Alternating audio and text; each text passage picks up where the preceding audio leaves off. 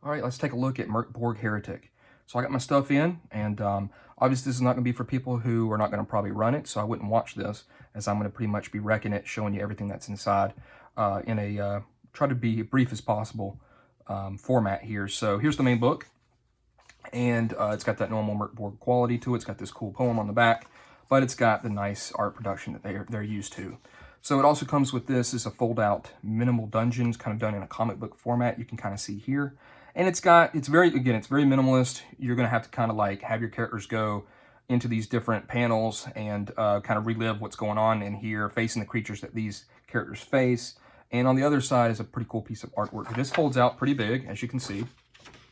And it's very colorful, and it's pretty cool. I kind of completely forgot about it with the Kickstarter that it was going to come.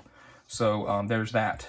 Next is the Screen of Doom, which I'm very happy with. I love these nice, thick, good quality Dungeon Master screens, and it just is really nice. I love the art on the outside as it folds out. I mean, it's just got a great Mörk Borg feel to it. 5 panels, looks fantastic. And then on the inside, it's got the great colors, a lot of great information you need.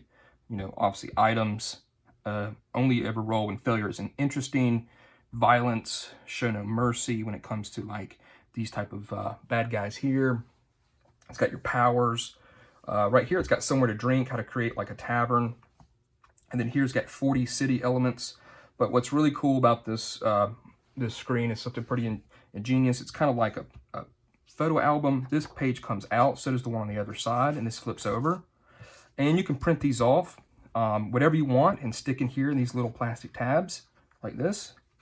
And I just think it's really nice to have that nice kind of quality for the screens that we've seen like this before, but with the ability to switch stuff out. And then here's got a bunch of stuff about NPCs, how to create, you know, your own NPC with their name and what they do. So just, I think, a really ingenious screen for Mörk Borg. And this one over here, let's go ahead and get this one. Folds up really nice, and I love how they kept it the same kind of size as the book. So you just get your fingernail in there, pop that out, and this is items and trinkets. Someone somewhere owns this item, so pretty cool. And then I love how you can make your own. So that's the Screen of Doom. Love it. Very, very pleased with that. And now let's look at the book. I'm going to go through it as quick as I can here. A lot of good content. I think there's actually more content than the last Kickstarter that they did for Ferratory. It just seems like it's more a general. There's some general stuff in here that you can use just in general for your Mörk Borg games, and so it has a little bit more depth to it. So your table of contents. This is how to create your own cult with their name and what they do and who's the leader and what you have to do to be in the cult, and then who do they hate. So just very cool. Of course, you're going to see, you know, the normal kind of Mörk Borg art style that they have going here. So this is Unheroic Feats. Very cool section. If you're not using one of the optional classes, whenever your GM wants you to gain a feat, be that you know, part of the adventure or whatever campaign, you can roll one of these or just pick them or whatever the GM decides to give your character pretty much a new ability. And you can pick up to maximum of 3 of these throughout the character's lifespan. And you can kind of, like they show here, you can, you know, create specific builds. They've shown you one here that has Party Chef, Inspired Storyteller, and Outback Survivalist. It helps you create a powerful support character that buffs your party whenever making camp. So if you can see a couple things in here that kind of gel well together, you can create your own kind of build for the character. And obviously that's someone that is going to help you whenever you're camping in between getting loot and killing monsters and stuff. So, and of course, great art. That person's taking that to the face. That's probably not great for them. That's probably detrimental. But really cool abilities, very Mörk Borgish, pretty nasty stuff as well. But very cool and very helpful for just giving your characters a little bit more pizzazz. This is the Sacrilegious Songbird. It's a bard class, so you've got 2 classes in this. They have these really nasty, cool instruments that do a lot of different things. So you're gonna find out if you've got one of these instruments. You're gifted with one of the following accursed instruments. Some of them do damage, some of them heal. They always have a little bit of like you know, something that you have to pay for or do. It's like this one, the mouth-to-mouth organ. Play this bony mouth harp to make a broken listener instantly recover D4 hit points. They cannot speak until their hit points is fully recovered, though. So I mean, you know, you have something to kind of deal with. This one's very, very cool. The lute of the acute brute. When strummed, the sound of this axe-shaped D8 damage instrument makes the strength and presence score of anyone hearing it swap for the next D6 days. So their strength and presence scores swap. Repeated listenings has no effect. So, I mean, that's pretty powerful, or it could be, or detrimental. The next character class is the shedding vicar, and this is someone who pretty much flails the skin off their body for their powers. You're going to roll up, you're going to start with D2 unclean scrolls and one of the following blessings. You're going to have a skin whip. You pretty much, from your head to an extremity, pull off a piece of skin that you can use as a rope or a whip. Another one here is the fair barter. You shed skin or scab to tap into a higher power. You trade 1 hit point damage for +1 to a test roll. And they're just really nasty. There's a way that you can smell blood. It always finds, the scent of blood always finds you, and you are able to track another shedding vicar or any wounded creature who has passed by within the past week. So just some really cool things to do, and just a nasty, very Mörk Borg approved content, as it says here, since this is from other writers and stuff like that as well, on top of the normal writers from Mörk Borg. So this is Graves Left Wanting. It's by Carl Druid, and this is a large section of the book. It is a kind of place-by-place, it's not really a dungeon crawl, but kind of is. You're going to roll and go to different areas here. You're going to roll for different encounters that happen along whenever you go to these different areas. And it's got the monsters, the random encounters, and then each of the locations are kind of spotlighted in this cool, just massive graveyard. So it does take up a good bit of the book, but it seems to be very nice from what I read.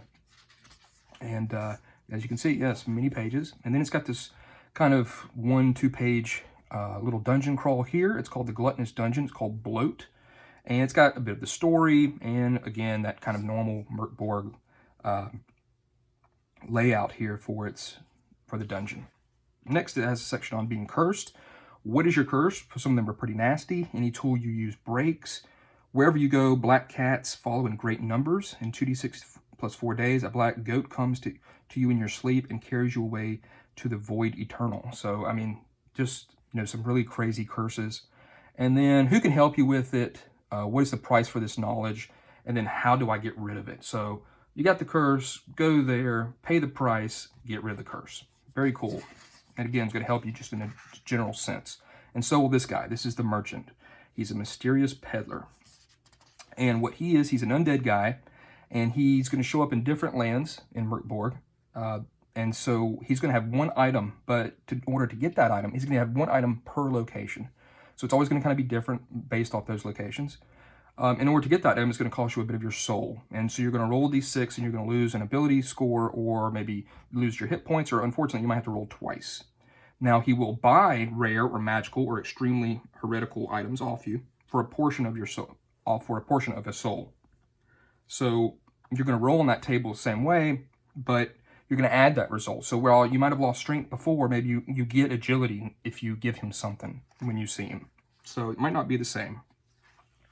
And then it's got it broken down by lands, like which items he's got. Of course, these are very powerful magical items and very Mörk Borg-esque, I guess we can say, with a lot of, you know, really nasty things that are pretty cool. Here we've got black powder weapons for the rich and foolhardy. Obviously, they ignore armor and how you have to use them. They're a DR 14 to hit, and they take a long time to reload, D6 plus 2 rounds unless it's stated otherwise. And they're loud, which of course could scare small creatures, but maybe bring the attention of bigger creatures to you. And it's got the different types of them with their different ammunition type shots, but a good thing just to add in case you want to add, you know, black powder weapons to your game. This is a scenario, pretty lengthy as well. The Sepulchre of the Swamp Witch. It's again pretty meaty. Once again, kind of like the probably more so than the graveyard thing, as it has a lot more stuff laid out, and it has that kind of point by point layout of the map. That, you know, there's a emerald venom that will let you see some of these other rooms. You can't, it's pretty much a hallucinogenic venom. And if you don't have it, you're not gonna be able to see these other chambers. So I'm certain that PDF is not available as of this video right now.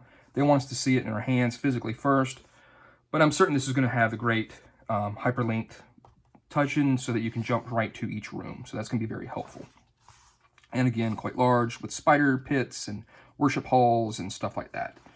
And then this is the big bad at the end, the Swamp Witch. She's very cool and of course very nasty as well.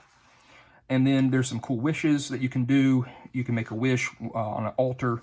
You have to sacrifice an unwilling human, and you can somehow, whatever you wish for will come true, but of course there's going to be a catch to it. And if you do it to a willing sacrifice, that's not as good, and you're actually punished for that. This, of course, was difficult, and some of this font is difficult to read.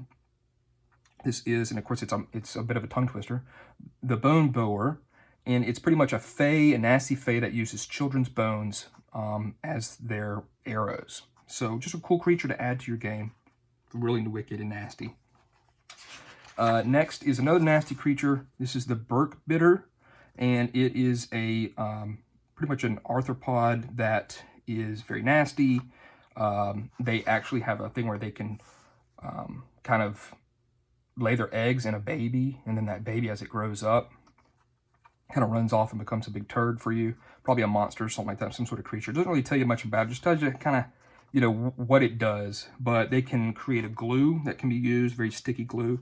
And it's just another cool creature to throw into your Mörk Borg bestiary. And here towards the end is the Rotten Nurse. You can see here they are here. Cool story about them. And then this Nurse the Rot. And it's another kind of 2-page dungeon crawl.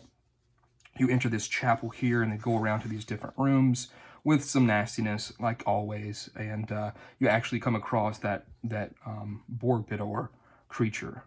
So that's kind of neat that they actually added it into the adventure, but seems pretty cool. And again, that folds in like that, and then you've got this cool poem on the back. A little bit difficult to read, but that's kind of how Mörk Borg is sometimes. So there they all are. So you've got the Screen of Doom, the dungeon, the minimalist comic book dungeon, and Heretic. So from what I can read, you know, what I've read of it, I'm very pleased once again. It's exactly what you expect from them. High quality, great art. Their art style is just, you know, it's unique. You know, it's Mörk Borg. It's got the yellow, the pinks, the blacks. And I'm very happy that I backed it.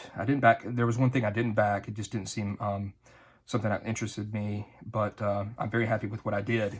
Especially love the screen. Like I said, I'm a stickler for screens. I know a lot of people are. And a good one like this is very appreciative. And I'm glad that I backed and got that. But it seems like a lot of content, especially the stuff that's kind of general, such as the unheroic feats, and the merchant, the cursed, the black powder weapons for the rich and foolhardy, and of course the monsters, which you can throw in however, and of course little dungeon crawls here and there. They're going to be great. So overall, I'm very pleased. Now, when the PDF does come available, I will have it linked into the description, and you'll be able to go click on that and go get it, you know, the PDF off of Ttrpg if you want to check it out. So, and I'm certain this stuff is going to become available, you know, after the Kickstarter. People have been fulfilled. You'll be able to get this stuff off the Mörk Borg website, which I'll have down in the description as well. So there it is, Mörk Borg Cult Heretic, another knockout of the park from them. I did not back their cyborg thing because I just want to kind of keep it just like this. I've got some other cyber type games that I like to play, so I didn't back that, but we'll see what else they come up with. I know there's a lot of third-party stuff from them, but I've just been kind of keeping mostly to the stuff that the main guys are making for the game, just kind of keep it easy to manage, because as the game blows up, it's, you know, it can become a real slippery slope there, getting all the third-party type stuff. So there it is. I hope this has been helpful for you. Lots of content. I think it's a great pickup. Once again, I was very pleased with it. And I appreciate you watching this video, and hope you'll check out the next one. Thanks.